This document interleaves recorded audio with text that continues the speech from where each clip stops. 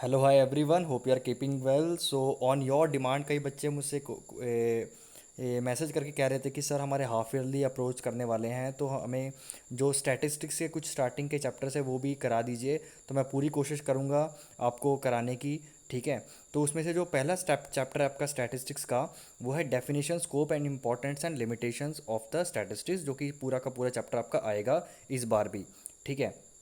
तो ये आपका चैप्टर है definition, scope, importance and limitations of statistics. और दूसरी बात है, देखिए आपकी बुक्स में ये वेरी कर सकता है फ्रॉम मतलब चैप्टर वाइज, या फिर आपका इधर उधर हो सकता है, basically what I want to tell. लेकिन आपका जो कंटेंट है वो सेम ही रहेगा। No issue what book you are using, that's not a big problem.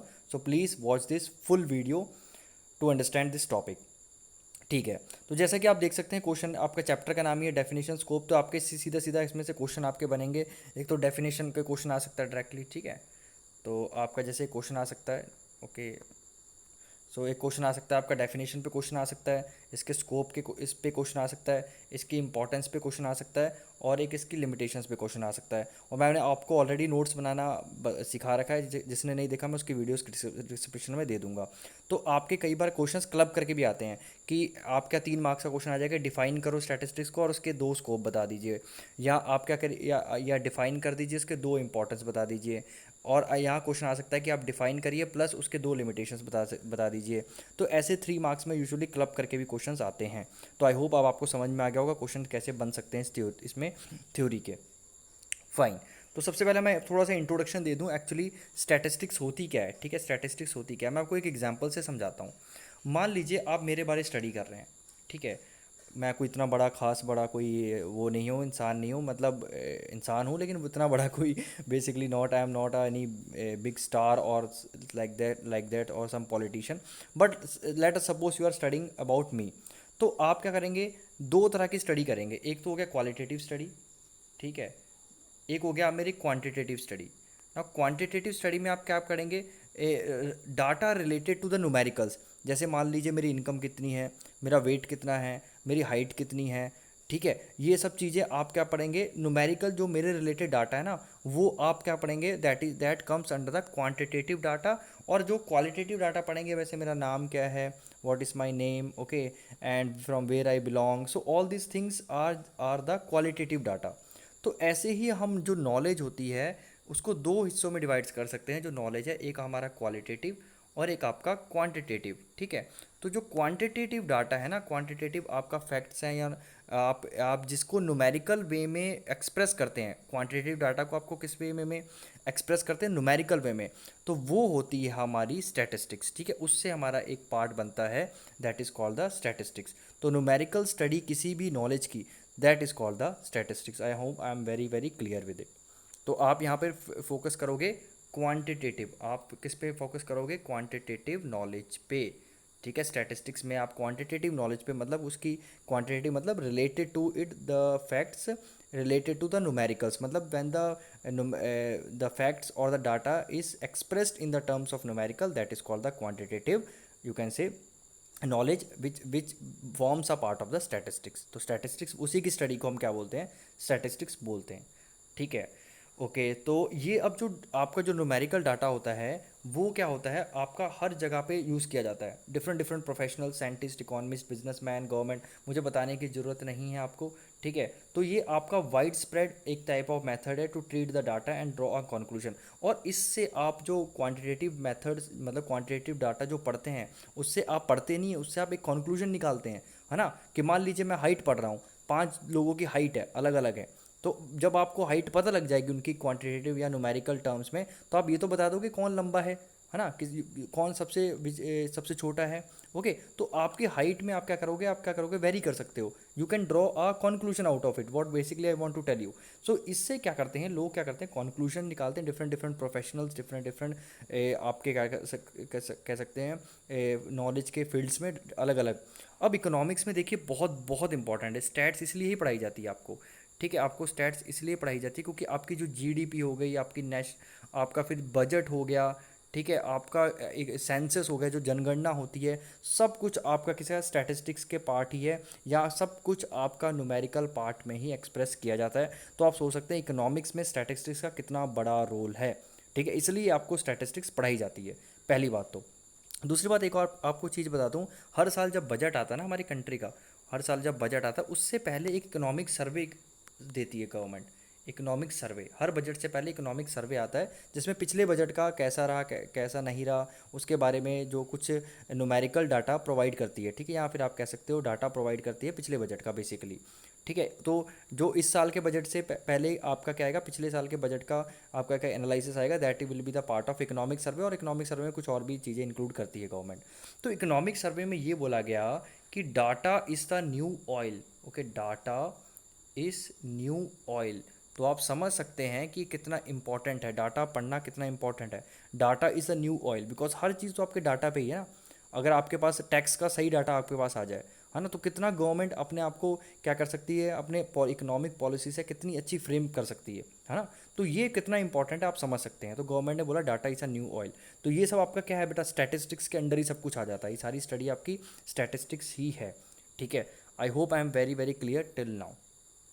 अब आप जब इसे डिफाइन करने आते हो ना, मीनिंग मतलब जिसका मीनिंग है, दो तरीके से आप इसका मीनिंग निकाल सकते हैं, एक प्लूरल फॉर्म में, एक आपका सिंगुलर फॉर्म में। तो आप दोनों तरीक़ों से हम पढ़ने वाले हैं। ठीक है, आपका एक डेफिनेशन इसे प्लूरल फॉर्म में डिफाइन कर सकते हैं, देखिए ये है, और एक आपको एक इसका सिंगुलर फॉर्म में भी डिफाइन कर सकते हैं। ठीक है, तो सबसे पहले ये देख लेते हैं, इन शॉर्ट इन्होंने दोनों आपका बता रखा है, plural form and the singular form. तो प्लूरल फॉर्म क्या होता है, देखिए प्लूरल फॉर्म क्या होता है, statistics mean the numerical statements.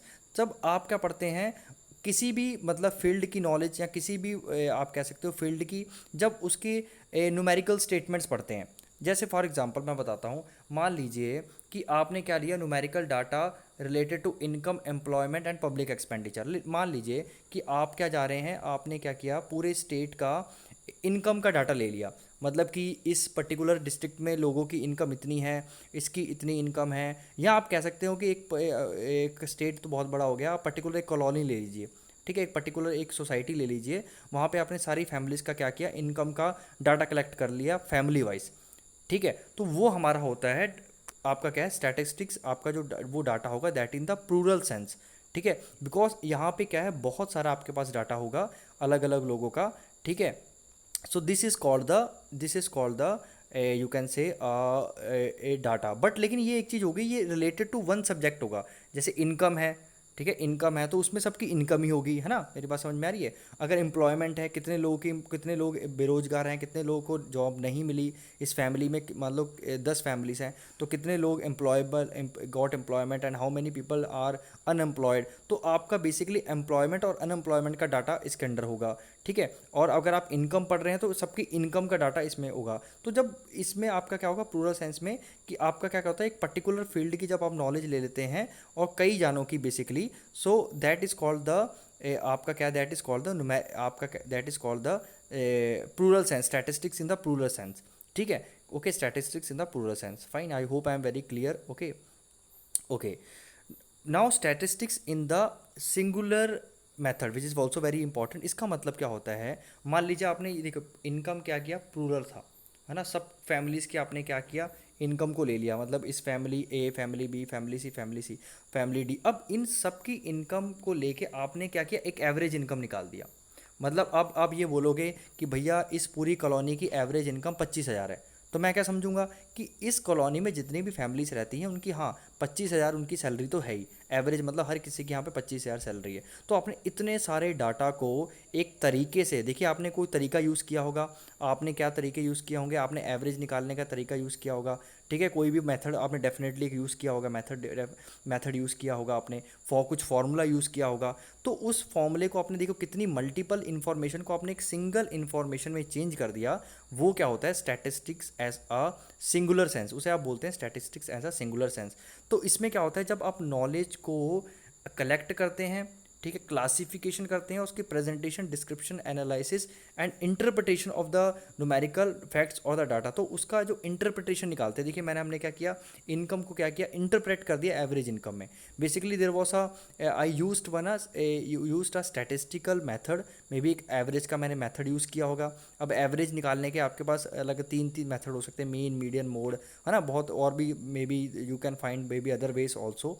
ठीक है, वो सब आगे पढ़ने वाले हैं। तो हमने क्या किया, इतने सारे डाटा को एक जो ग्रुप ऑफ डाटा था बेसिकली उसे क्या किया, एक अच्छे से क्लासीफाई कर दिया, प्रेजेंट कर दिया, बेसिकली उसे शॉर्ट कर दिया, या उसे एक तरह का क्या कर सकते दिया कि सिंपल बना दिया बाय यूजिंग द ये classification, presentation, description, analysis, all those things. तो I hope I am very clear with this कि statistics as a singular and the plural. ठीक है, ओके, नेक्स्ट इज द, अब जो प्लूरल सेंस ऑफ स्टैटिस्टिक्स है आपकी जो डेफिनेशन है उसे थोड़ा डीपली पढ़ेंगे हम। ठीक है, थोड़ा डीपली आपने पढ़ा रखा, तो इसमें आपकी डेफिनेशन से अलग अलग, लेकिन मैं आपको रिकमेंड करूंगा ये सब आप मत याद करिएगा, इसका कोई यूज़ नहीं है, आप सीधा ये याद करिएगा, क्योंकि इसका साफ साफ लिखा है इन्होंने, in the plural sense Horace Secrist's has defined. तो आपकी ये कॉम्प्रीहेंसिव डेफिनेशन है, याद देखो साफ साफ लिखा है कॉम्प्रीहेंसिव डेफिनेशन, आप वही याद करिएगा। ठीक है, तो कॉम्प्रिहेंसिव डेफिनेशन अगर बेटा आप इस पर्टिकुलर आप ये सोरेस सेक्रेस्टिस्ट की याद आप कर रहे हैं, तो आपको ये पूरा as it is try to write as it is, क्योंकि किसी की आप जो डेफिनेशन है वो अपने मन से तो बना नहीं सकते, तो फिर उसकी डेफिनेशन वो रहेगी नहीं, तो इसे आप एज इट इज़ कोशिश करिए याद करने की। तो क्या है, aggregates of fact affects to the marked extend by the multiplicity of causes numerically expressed, enumerated or estimated according to the reasonable standard of accuracy, collected in a systematic manner for predetermined purpose and placed in the relation to each other। अब इसे break break करके समझेंगे, आपको समझ में आ जाएगी, और उसके बाद आपको ये इजीली लर्न भी हो जाएगी। ठीक है, तो सबसे पहले इस डेफिनेशन का इन्होंने पॉइंट बताया प्लूरल सेंस की, कि statistics are the aggregate of facts. Aggregate of facts मतलब होता है कि मतलब कि ये कोई भी जब डाटा होता है, कोई एक वैल्यू से सब आप एक सिंगल डाटा स्टैटिस्टिक्स नहीं बनती बेसिकली। ठीक है, आप कोई एक सिंगल न्यूमेरिकल फैक्ट से आप पूरी स्टैटिस्टिक्स को नहीं बता सकते। मैं जैसे आपको एग्जांपल से समझाता हूँ कि for example we say that there are 1500 student in a school, then it has no statistical significance. इसकी कोई स्टैटिस्टिकल सिग्निफिकेंस नहीं है। हाँ, हमें पता है कि 1500 बच्चे हैं, हमें पता लग गया, लेकिन जब आप इसे लिखते हैं, इसे क्लासीफाई करते हैं कि इसमें 200 बच्चे आपके 12th में हैं, है ना, 300 बच्चे 11th में हैं, तब इसका कुछ सेंस बनता है, बेसिकली इसका कुछ सेंस बनता है। ठीक है, तो आप क्या कह सकते हो, स्टैटिस्टिक्स है एग्रीगेट्स ऑफ फैक्ट है, मतलब कई फैक्ट्स मिलके जो आपके क्या करते हैं, एक स्टैटिस्टिक्स बनाते हैं, एक सिंगल डाटा या सिंगल न्यूमेरिकल वैल्यू आपका पूरे स्टैटिस्टिक्स को एक्सप्रेस, मतलब कि एक न्यूमेरिकली एक्सप्रेस करना बहुत मुश्किल होता है। ठीक है, इवन एक वे में आप एक नज़र में आप ये नहीं बता सकते कि एक सिंगल वैल्यू में पूरी आपकी स्टैटिस्टिक्स बेसिकली क्या कहना चाहती है। ठीक है, till then you use any the formula all that thing, वो अलग बात है, खैर आपको समझ में आ गया होगा। Then statistics are numerically expressed. ठीक है, स्टैटिस्टिक्स आर न्यूमेरिकली एक्सप्रेस, उसको आप न्यूमेरिकली एक्सप्रेस कर पाओ। ठीक है, आप ये नहीं कि अगर फॉर एग्जांपल आप ऐसे वर्ड्स आप यूज़ नहीं कर सकते स्टैटिस्टिक्स में, that he is tall, okay, he is handsome, he is ugly, मतलब इससे आप क्या कर सकते हो, ये नॉन क्वांटिटेटिव है ना, इससे आप ये नहीं कह सकते हो टॉल, कितना टॉल आप बताइए ना, शॉर्ट कितना शॉर्ट। ठीक है, तो basically the things which you can not you can say measure in the quantitative terms that are not included in the you can say statistics, तो आप उसे बेसिकली उसे आप मेजर कर सकें, that is a important thing. ठीक है, third है statistics data affected by multiplicity of causes, मतलब जो एक डाटा होता है ना, बहुत सारे फैक्टर से इफेक्ट होता है। जैसे फॉर एग्जांपल एक डेथ है, तो एक data relating to the number of death. अब डेथ कोई एक रीज़न से थोड़ी होती है, डेथ एक्सीडेंट से भी होती है, मे बी उसे बीमारी होगी, मे बी हंगर होगी, मे बी बहुत सारे डिसीज़ होगी कोई। अब डिसीज़ में भी कितने सारे डिसीज़ अलग अलग हैं, है ना। तो ये सब चीज़ें होती हैं कि एक डाटा है, डेथ का डाटा है, बहुत कारणों से अफेक्ट होता है। चौथा है स्टैटिस्टिक्स मस्ट बी एनुमरेटेड और estimated according to the reasonable standard of accuracy. इसका मतलब होता है एनुमरेटेड मतलब लिस्टेड, उसको आप लिस्ट करते हैं, और एस्टिमेट जब आप एस्टिमेट करते हैं। ठीक है, एनुमरेट मतलब जब आप क्या करते हैं कि लेट सपोज मैं आपको एग्जांपल समझाता हूँ कि एनुमरेट और एस्टिमेटेड में क्या डिफरेंस है। आप क्या गए, मैंने बोला कि आपको सर्वे करके आओ, आप एक इस कॉलोनी में जाइए और आप पूछ के आइए सबकी इनकम कितनी है। तो जब आप पर्टिकुलर एक एक घर में जाके आप क्या करते हैं, पूछते हैं, जो डाटा लेके आते हैं सबसे पूछ के, वो आपका होता है एनुमरेटेड। ठीक है, आपने उसे ऑर्डर वाइज आप गए, उसे लिस्ट किया और आप लेके आए। अब एस्टिमेटेड क्या होता है, आप दो तीन आपने क्या किया, एक घर छोड़ के एक जाते रहे, आप लगा यार दोनों के घर एक जैसे लग रहे हैं देखने में, और मतलब इनकम ज़्यादा लगभग उतनी ही होगी, क्या इतना कॉलोनी में घूमना, तो आपने एस्टिमेट कर लिया। तो आप क्या कर सकते हो, एक तो एनुमरेटेड हो गया डाटा, एक एस्टिमेटेड हो गया। तो दोनों केस में क्या होना चाहिए, आप रीजनेबल स्टैंडर्ड ऑफ एक्यूरेसी होनी चाहिए दोनों में। ऐसा नहीं हो रहा कि दोनों में आप अपने मन से बिल्कुल लिख के ले आए, है ना, और एस्टिमेटेड में ऐसा भी नहीं हो रहा कि आप बिल्कुल ही अपने तरफ से कुछ भी लिख दे रहे हैं, है ना। तो there should be a certain, you can say protocol should be measured, okay, standard protocol should be used, basically what I want to tell. Since statistics are needed to draw certain conclusion, क्योंकि हमें conclusion निकालना है, ठीक है। Conclusion आप तभी वो उसका सही माना जाएगा तब आप डाटा सही लेके आएंगे basically. So this is what I want to tell you, ठीक है। तो जो लैक ऑफ एक्यूरेसी होती है वो आपका मिसलीडिंग कंक्लूजन हो सकता है उससे, ठीक है। सो स्टैटिस्टिक्स में be either collected by the enumeration, मैंने ऑलरेडी बता दिया व्हाट इज एनुमरेशन, और सेम में बी एस्टिमेटेड, यहाँ आप एस्टिमेट कर सकते हो। In the enumeration actual counting is done, आप एक्चुअल काउंट करते हो, एक एक के घर जाते हो, है ना, काउंट करते हो। और एस्टिमेट्स में क्या होता है, बस आप क्या करते हो, on the made on the principles, आप अपनी जो सोच के हिसाब से कि आपको जो सही लग रहा है कि हाँ यार इतनी ही होगी, मान लो 10 घर, आपके 10 घर इस कॉलोनी में, आप 10 घर गए, सबकी मान लो 10 से 15 हज़ार, तो यार इसकी लास्ट वाले की भी इतनी ही होगी, चलो वो इतनी ही लिख लो, ठीक है। तो ये होती है हमारी फोर्थ पॉइंट, दैट इज एनुमरेटेड और एस्टिमेटेड। तो दोनों में क्या होना चाहिए, रीजनेबल स्टैंडर्ड ऑफ एक्यूरेसी होनी चाहिए। Then statistics are collected in the systematic manner, एक उसको सिस्टमैटिक मैनर में कलेक्ट कीजिए, ये नहीं कि सब डाटा इधर उधर मिक्स कर रखा है, किसी इनकम का डाटा में हाइट दे रखी है, वेट आ गया, तो वो एक तरह का प्रॉपर एक क्लियरली लेड आउट प्लान होना चाहिए, ठीक है। There should be clearly laid out plan so that there should be a correct conclusion out of it, ठीक है। नेक्स्ट है statistics are collected for the predetermined purpose. तो ये सारे आपका है क्या, ये सारे बेटा आपके पॉइंट्स हैं इस डेफिनेशन के बाद, और कुछ नहीं है, ठीक है। तो ये आपका जो डेफिनेशन है प्लूरल की, तो क्वेश्चन आ सकता है define plural form of statistics and give its 2 features. तो यहाँ 2 कैरेक्टरिस्टिक्स, तो कोई भी जो 6 कैरेक्टरिस्टिक्स अभी तक हमने पढ़ी हैं, तो आप इसमें से कोई भी 2 याद कर सकते हैं, 3 याद कर लीजिए maximum, I think more 3 is enough, उससे ज़्यादा नहीं आएंगी वैसे भी, ठीक है। तो statistics are collected for the predetermined purpose, मतलब किस पर्पस के लिए आप कलेक्ट कर रहे हैं, वो भी इस डेफिनेशन का पार्ट है, आपका फीचर है, ठीक है। कि आपको आपको आपका पर्पस पता होना चाहिए कि मैं इनकम अगर ये कर रहा हूँ तो क्यों कर रहा हूँ, है ना, अगर मैं वेट कर रहा हूँ तो क्यों कर रहा हूँ। मे भी वेट आप इसलिए कर रहे होंगे कि आपकी हेल्थ देखने के लिए, कि हेल्थ कैसी है लोगों की, यहाँ पे ज़्यादा पतले तो नहीं है, ज़्यादा मोटे तो नहीं है ना। तो वो सब चीज़ें आपको प्री डिटरमाइंड आपका पर्पस होना चाहिए। Then only the that facts then which is relevant that will be collected, तभी आप उसको कलेक्ट कर पाओगे। अगर आपके माइंड में क्लियर लेड आउट प्लान नहीं है तो आप डाटा भी उसके पर्पस से नहीं कलेक्ट कर पाएंगे, ठीक है। I hope I am understand. तो लास्ट पॉइंट है statistics are played in relation with each other, कि since are statistics aggregate of facts there must be studied as to draw conclusion from each other. तो basically इसमें का मतलब क्या होता है कि आपका क्या होता है कि आपको जो स्टैटिस्टिक्स है कि there should be a conclusion, you should be able to draw a conclusion out of it, ठीक है। उसको कंपेयर कर पाओ आप, ठीक है। Unless data related to each other and uncomparable are can not be use, जब तक आप उसे आप क्या कर सकते हो उसे, जब तक आप उसे मतलब रिलेट ना कर पाओ, है ना, एक दूसरे से, और कंपेयर ना कर पाओ, तो उसका कोई फ़ायदा नहीं है। तो एक तरह का दोनों में रिलेशन होना चाहिए, और दूसरी बात है वो इजीली कंपेरेबल होने चाहिए आपस में, ठीक है। तो I hope I am very very clear with it, ठीक है। तो आपने यहाँ पर एक लाइन देख सकते हैं, यहाँ पर लिखा है therefore we can say that numerical data cannot be called statistics, all that statistics are called the numerical data. तो सारे न्यूमेरिकल डाटा को हम स्टैटिस्टिक्स नहीं बोल सकते, लेकिन सारे स्टैटिस्टिक्स को हम न्यूमेरिकल डाटा जरूर बोल सकते हैं। तो इससे आपको पिक्चर्स इस पॉइंट की क्लियर हो गई होगी। अब नेक्स्ट आते हैं हम singular definition of statistics. Singular definition of statistics मैंने ऑलरेडी बता दिया है कि स्टैटिस्टिक्स कैसे डिफाइन की जाती है।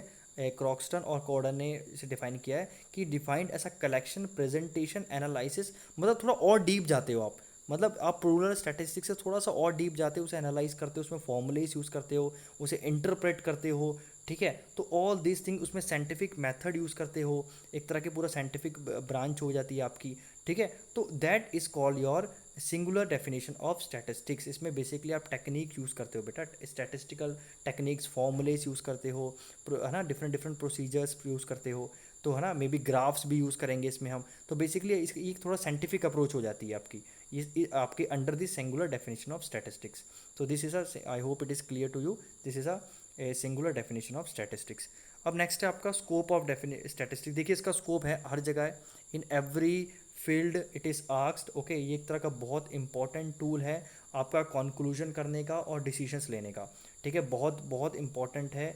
ठीक है, आपका एक तरह का ये डाटा आपको सॉरी आपके जो स्टैटिस्टिक्स है वो आपको कंक्लूड करने में और कोई भी डिसीजन लेने में बहुत हेल्प करता है, भले आप कोई भी फील्ड के हों। बेसिकली इकोनॉमिक्स में तो बहुत करता है, देखिए बाकी का मैं नहीं कुछ कर पाऊंगा, बाकी का भी करता है, बहुत ज़्यादा करता है आप। लेकिन अगर आप एजुकेशन का आप देखें, एजुकेशन का तो एजुकेशन एंड फिज़िक्स साइकोलॉजी ये सब जो इसके अलावा इकोनॉमिक्स में तो बहुत ज़्यादा, इकॉनमी में तो बहुत ज़्यादा करता है। इकॉनमी है ही क्या, आपका डाटा है ना, बेसिकली डाटा ही है इकॉनमी। तो अगर डाटा सही है आपका तो दैट्स यू कैन से it will have a greater greater impact for a economic development also. ठीक है, तो I hope I am very clear. तो स्कोप इसका बहुत है, in every field it is have a scope. ठीक है, it is used but in the economics it has a great great value. ठीक है, अब इंपॉर्टेंस ऑफ स्टैटिस्टिक्स पे आ जाइए। देखिए ये बहुत इजी है। ठीक है, सबसे पहले हमारी इकॉनमी के हम अब इकोनॉमिक्स परस्पेक्टिव जो इंपॉर्टेंस है स्टैटिस्टिक्स की, इकोनॉमिक्स व्यू से हम समझेंगे। ठीक है, इकोनॉमिक्स पर्सपेक्टिव से हम समझेंगे। सबसे पहला है इसका understanding the performance of the economy. तो सबसे ज़्यादा हमें हेल्प करता है इकोनॉमी की हेल्थ कैसी है। ठीक है, इकोनॉमी की हेल्थ कैसी है उसे पता करने में हमें हेल्प करता है। इससे क्या होता है, हम क्या करते हैं, जो स्टैटिस्टिक्स है हमारी एम्प्लॉयमेंट की, नेशनल इनकम की, लेवल ऑफ प्राइसेस, ये हमें हेल्प करते हैं कि हमारी इकोनॉमी में परफॉर्म कैसी कर रही है या आपकी परफॉर्मेंस कैसी चल रही है। जैसे कि पता है आपको आरबीआई है ना, टाइम टू टाइम हमारी जीडीपी ग्रोथ रेट बताता रहता है, तो वो सब क्या है, स्टैटिस्टिक्स ही है ना, that is part of the statistics only.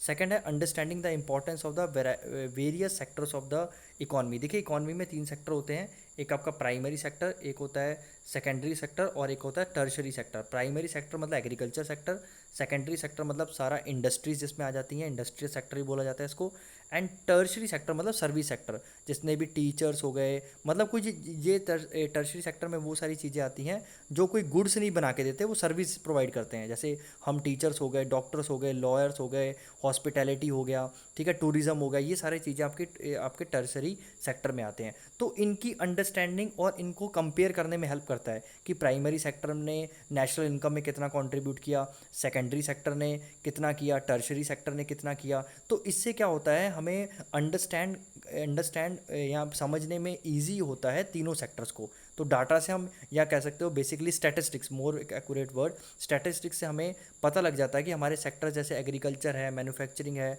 आपका पावर है, सर्विसेज है, ये सब कैसे चल रहे हैं हमारी कंट्री में, इकॉनमी में। ठीक है, बेसिकली तो इससे हमें क्या पता लगता है, इससे हमें बहुत चीज़ें हमें क्लैरिटी हो जाती है कि हाँ आप ये जो डिफरेंट डिफरेंट सेक्टर्स है वो कैसा काम कर रहे हैं। ठीक है, दूसरी बात है studying the regional imbalance and the imbalance है। देखिए इससे साफ साफ आपको पता लग जाएगा, मान लीजिए आपके एक है उत्तर प्रदेश का आपके पास स्टैटिस्टिक्स है, उत्तराखंड का स्टैटिस्टिक्स है, राजस्थान का स्टैटिस्टिक्स है। मान लीजिए यहाँ पे इनकम लोगों की ज़्यादा है सबसे ज़्यादा, तो ये आपने किस में एक्सप्रेस किया, स्टैटिस्टिक्स में एक्सप्रेस किया ना। तो आपको ये रीजन की जो रीजन्स है, देखो ये भी तीनों अलग अलग रीजन्स है स्टेट के वाइज। तो हमें क्या पता लगा कि क्या इनमें बैलेंस है, क्या इनमें इम्बैलेंस है, मतलब बेसिकली क्या डिफरेंसेस है on the basis of the statistics related to the income, employment, ठीक है, पॉवर्टी। तो वो सब हमें कैसे पता लगता है, हमें रीजन वाइज हम कंपेयर कर पाते हैं due to the statistics only. ठीक है, उससे हमें पता लग जाता है कि क्या इनके बैलेंसेस हैं, क्या इम्बैलेंसेस है, क्या हो सकता है यहाँ पर एम्प्लॉयमेंट बहुत है, यहाँ पर एम्प्लॉयमेंट नहीं है, या यूपी में एम्प्लॉयमेंट कम है, राजस्थान में बहुत ज़्यादा है, मैं भी यहाँ पे एजुकेशन अच्छी है, यहाँ पे एजुकेशन अच्छी नहीं है। तो ठीक है, तो ये सारी चीज़ें भी हमें बैलेंस और इम्बैलेंसेस डिफरेंट डिफरेंट रीजन्स का स्टैटिस्टिक्स हेल्प करती है। ठीक है, then a study of role of the government, कि गवर्नमेंट का कैसा रोल है। ठीक है, गवर्नमेंट के रोल को हेल्प करती है, क्योंकि आपको पता है कि government collects the part of income in the economy in the form of taxes, so it also takes a loans and pay interest on this loans in akin expenditure. तो basically it जितना भी आपके government के खर्चे हैं और government की payments हैं, वो सारा बेटा आपका पार्ट ऑफ अ स्टैटिस्टिक्स ही होगा, क्योंकि वो दे विल जितनी भी गवर्नमेंट की एक्टिविटीज़ है आप एक स्टैटिस्टिक्स से ही समझ पाएंगे। आप कितने टैक्सेस आया, मान लो कितने हज़ारों करोड़ आपका टैक्सेस आया, वो एक तरह की स्टैटिस्टिक्स है। कितना पैसा गवर्नमेंट ने एजुकेशन पे लगाया, कितना परसेंट डिफेंस पे लगाया, तो वो सब क्या है आपका, सरकार के जो भी आपकी इनकम है, सरकार के जो भी खर्चे हैं, वो सब स्टैटिस्टिक्स से ही शो किए जाते हैं। तो आपका इससे पता लग जाता है कि गवर्नमेंट का रोल कैसा है इकॉनमी में।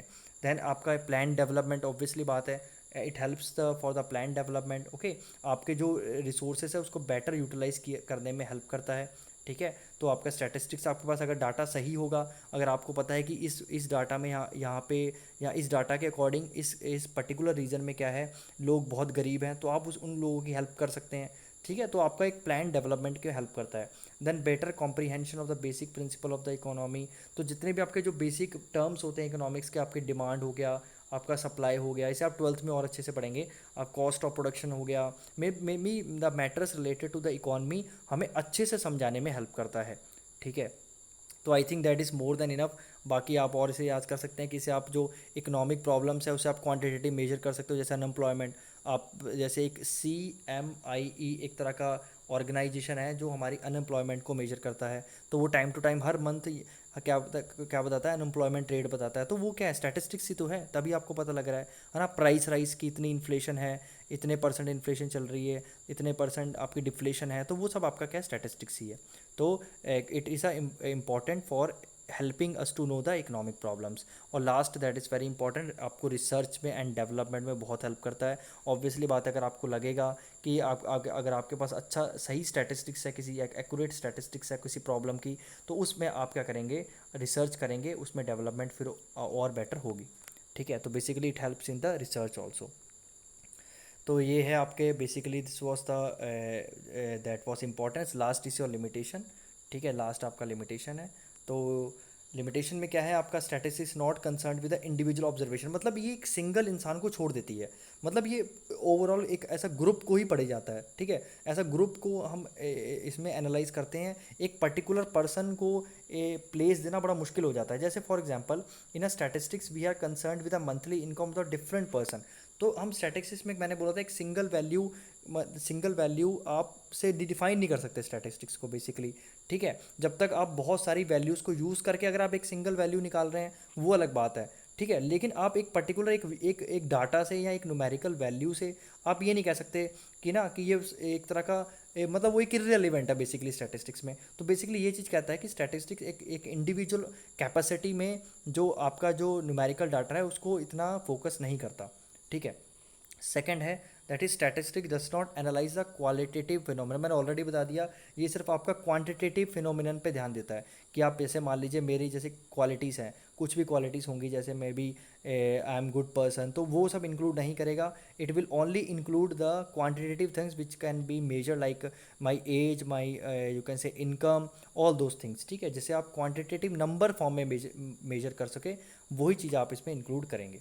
ठीक है, तो मान लीजिए आपके दो इंसान हैं, एक इंसान बहुत अच्छा है बट दूसरा इंसान क्या है कि बहुत अमीर है। तो क्वांटिटी स्टैट्स के मामले में अगर आप बोलोगे कि कौन बेटर है, तो आप बोलोगे ये बेटर है भैया। आपने इसकी जो क्वालिटीज़ है वो सारी मिस कर दी कि वो इतना अच्छा इंसान है, he is very good person, he is very good at heart, he is helping every one. नहीं, स्टैटिस्टिक्स के according he is better, why, because he has a more income, क्योंकि कंपेयर हम इसी बेसिस पे करेंगे ना। तो the third is statistical generalisation are true only on average. इसका मतलब क्या होता है, मैं अब समझाता हूँ आपको। ये तभी सही होता है जब आप एक एवरेज निकालते हैं। जैसे फॉर एग्जांपल इन्होंने एग्जांपल दिया है कि for instance if we say food production have been increasing at the rate of 4%। मतलब जो मान लीजिए 2011 से लेके 2020 तक हर साल जो फूड प्रोडक्शन है 4% बढ़ा है, ये डाटा है, ये स्टैटिस्टिक्स बता रही है। ठीक है, लेकिन अगर इसमें आप इसे ध्यान से पढ़ें तो क्या पता हो सकता है कि 2012 में 6% हुआ हो, क्या पता है 2013 में सिर्फ 1% पड़ा हो, लेकिन ऑन द एवरेज तो सही बता रही है 4%। लेकिन जब इसे हम ब्रेक करके पढ़ेंगे तो इमेज या पिक्चर कुछ दूसरी होगी। तो आपकी जो स्टैटिस्टिक्स है वो ऑन एवरेज तो सही चीज़ बताती है, लेकिन अगर उसे हम जर्नलाइज कर दें, पर्टिकुलर उसे हम ब्रेक करके पढ़ें, तो डाटा कुछ अलग ही होता है ना। 2013 में हो सकता है कि वो 10% इंक्रीज़ हुआ और अगले 3 सालों तक वो नेगेटिव में जा रही है उसकी ग्रोथ रेट, मतलब कम हुआ हो। ठीक है, तो ये ओवरऑल तो आपका 4% शो हो गया, लेकिन in the particular form it is some picture is something different. ठीक है, तो I hope it is clear to you in okay. तो जैसे मैं इसमें लिखा भी है कि increase of the production in any particular year may be more और लेस देन 4%, लेकिन ओवरऑल तो हमें 4% दिखा रहा है, तो ऑन द ओवरऑल तो सही बताता है, लेकिन पर्टिकुलर जब हम जाते हैं अब उसमें उसके टर्म्स में तो अलग अलग शो करता है। देन है इम्प्रॉपर यूज़ ऑफ स्टैटिस्टिक्स, आजकल ये बहुत होता है। ये क्या होता है, हम क्या करते हैं जो डाटा है अपने अपने तरीके से मैनिपुलेट कर देते हैं। ठीक है, हम डाटा को उसका जो वेरीफाई नहीं करते हैं, या we are not using the verified data. तो कई बार कई लोग जो इकोनॉमिस्ट होते हैं वो गवर्नमेंट पे क्वेश्चन रेज करते हैं कि आप जीडीपी सही से कैलकुलेट नहीं कर रहे हैं, आप जीडीपी के गलत आंकड़े बता रहे हैं, आप अनएम्प्लॉयमेंट के आंकड़े गलत बता रहे हैं, या आप गरीबी के आंकड़े गलत बता रहे हैं। क्यों? इससे क्या होता है, जो पॉलिटिकल एक डिविडेंड लेने के लिए, पॉलिटिकल फ़ायदे लेने के लिए जो स्टैटिस्टिक्स का टाइम टू टाइम, और हमारी कंट्री में नहीं हर जगह होता है ये, कि क्या होता है कि गलत मिसयूज़ ऑफ स्टैटिस्टिक्स होती है। Okay, misuse of statistics is a greatest limitation. तो ये बहुत बड़ी लिमिटेशन है, और mostly it is done by the politicians to just to get some dividend out of it. ठीक है, जैसे एक प्राइम मिनिस्टर थे, former prime minister Benjamin Disraeli. Okay, Disraeli the he is the former prime minister of England. उसने क्या बोला था कि जो आपकी स्टैटिस्टिक्स है, कि ही कंपेयर द स्टैटिस्टिक्स, स्टैटिस्टिक्स क्या है, सुपरलेटिव लाइज है ना। सुपर इट जो स्टैटिस्टिक्स है बहुत बड़ा झूठ है एक तरह का, इन्होंने ये वो स्टेटमेंट दी थी। तो ये बहुत ज़्यादा होता है, और अगर ये चीज़ होती है तो आप क्या कह सकते हो, कंट्री में बहुत बहुत गलत है। और एक चीज़ और है, in the words of king, science of statistics is most useful servant, but only only of great value who understand it's proper use. कि मतलब जो इस इंसान स्टैटिस्टिक्स का सही यूज़ जानता है, वो ही इसको क्या कर सकता है कि इसकी साइंस को समझ सकता है। वो मतलब क्या है कि बेसिकली कि उसके लिए एक अच्छा सर्वेंट है जो इसे अच्छे से यूज़ करना जानता है और इसको समझता है। ठीक है, तो I hope this was the chapter all about the statistics. ठीक है, मैंने अपने वर्ड्स में इसे समझाने की कोशिश की है, तो I I hope you understood it well. तो बेसिकली मैं एक जर्नल आपको अंडरस्टैंडिंग देता हूँ, थोड़ा सा आप इसे पढ़ के आपको आपको जब आप खुद पढ़ेंगे आपको डीपली समझ में आ जाएगा। So I hope I am very clear, thank you so much.